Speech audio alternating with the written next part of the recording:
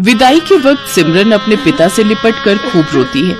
बाबा, बाबा मुझे आपकी बहुत याद आएगी, अब मैं कैसे रहूंगी आपके बिना। बेटी जब भी तेरा मन करे तो आ जाना, ये घर हमेशा तेरा ही रहेगा। जा बेटी, अब अपनी माँ से भी मिल ले। माँ, मुझे आपने जो भी प्यार दिया उसके लिए शुक्रिया। अब ज्यादा ड्रामे मत दिखाओ और अब जा यहाँ से। ये कहकर रमोला उसे धक्का देते है कि तभी उसका पति नैतिक उसे संभाल लेता है। क्या हुआ, तुम गिर कैसे गई? वो लहंगा पैर में अटक गया था, बस इसी वजह से। फिर सिमरन अपने मन में सोचती है, अच्छा हुआ माँ को धक्का देते हुए किसी ने नहीं देखा। मैं हमेशा माँ के प्यार के लिए तरसती रही, लेकिन उन्होंने मुझे कभी प्यार नहीं दिया। फिर सिमरन ब्याह कर घर आ जाती है। उसकी सास ने उसके स्वागत में गुलाब के फूल बिछाए होते हैं। साथ ही वो बड़े प्यार से उनकी आरती उतारती है और गिफ्ट में उसे सोने का हार देती है। ये ले मेरी प्यारी बहू, तेरा सगुन। बहू, अब से ये घर तेरा है और हम सब भी। तुझे कुछ भी चाहिए होगा या किसी काम में मदद चाहिए हो तो हमें कहना।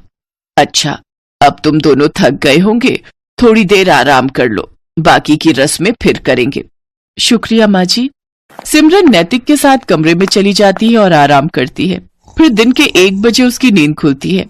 ओह गॉड, कितनी देर हो गई, मेरी पहली रसोई की रस्म भी अभी बाकी थी। माँ जी तो बहुत गुस्सा करेंगी।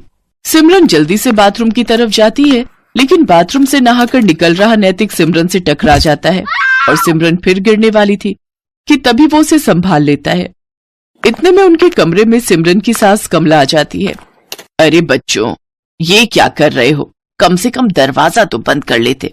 माँ ऐसा कुछ नहीं है, वो तो बस हम टकरा गए थे। कोई नहीं बच्चों, अभी तो तुम्हारे दिन है खेलने कूदने के। चलो अच्छा, अब तुम दोनों फ्रेश होकर नीचे आ जाओ, खाना लग गया है टेबल पर। माँ जी मुझे माफ कर दीजिए, मेरी आंखें नहीं खुली। कोई बात नहीं बेटी, मैं समझती हूँ, शादी की थकान होगी अभी शरीर में। अपनी सास की बात सुनकर सिमरन सोचती है, माँ जी ने तो मुझे बिल्कुल भी नहीं डांटा, लेकिन जब मैं अपने घर पर एक बार लेट उठी तो माँ ने क्या हाल कर दिया था मेरा। हे भगवान, सुबह के 9 बज गए और ये अभी तक सोई पड़ी है। इतने बजे तक सोती रहेगी। अरे घर के काम धाम नहीं करने क्या? तेरे पापा का टिफिन और घर की साफ सफाई कौन करेगा? चल अब उठ। माँ मेरी तबीयत ठीक नहीं और बुखार सा भी लग रहा है। तू ऐसे नहीं मानेगी। रमोला बस भी करो, आखिर तुम कितना कठोर बनोगी मेरी बेटी के साथ। मैं जानता हूँ कि तुमने उसे जन्म नहीं दिया, लेकिन कभी तो उस पर झूठी ममता दिखा दिया करो। आप चुप रहिए जी, मैं जो कर रही हूँ इसकी भलाई के लिए कर रही हूँ। कल को ये ससुराल जाएगी, वहां बीमार होगी तो क्या वो इसका बहाना सुनेंगे? नहीं ना, अभी से इसे तैयार कर रही हूँ।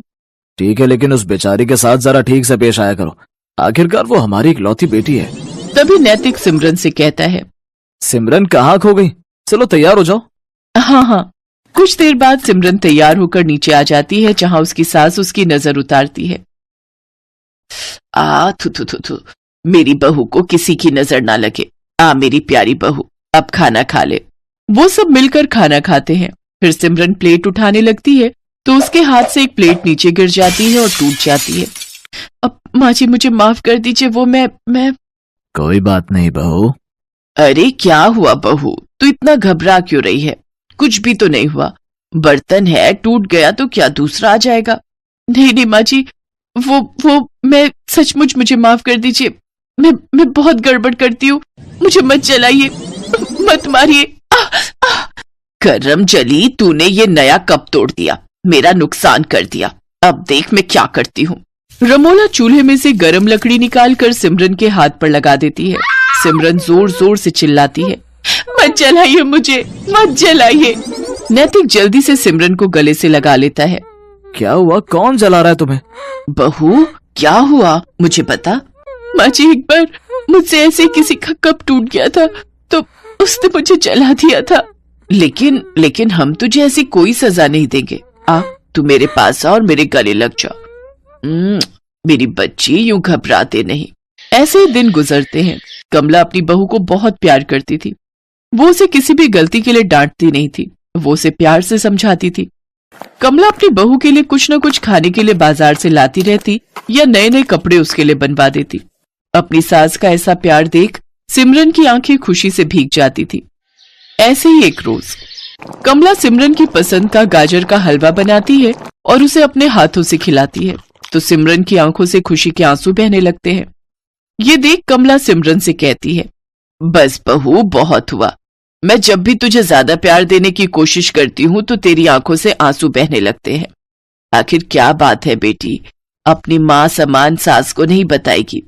माँ जी, आप तो बहुत अच्छी हो और मुझे बहुत प्यार करती हो, लेकिन तभी दरवाजे पर दूध वाला आता है। सिमरन को देखकर उसकी नजर उस पर फिसल जाती है और वो उसका हाथ पकड़ लेता है। छोड़ो छोड़ो, मुझे छोड़ो। एकदम मलाई की तरह मखमली हो तुम तो। तभी कमला भी वहां आ जाती है और उसे देखकर दूध वाला कहता है, माँ जी देखो ना, आपकी बहू मेरा हाथ पकड़ रही है। कमला जोरदार थप्पड़ उस दूध वाले को मारती है। नास पिटे, तू मेरी बहू पर इल्जाम लगाएगा, उसे छेड़ेगा, ये ले। कमला उसे मारकर वहां से भगा देती है। अपने ऊपर अपनी सास का भरोसा देखकर सिमरन रो पड़ती है और अपनी सास के गले लग जाती है।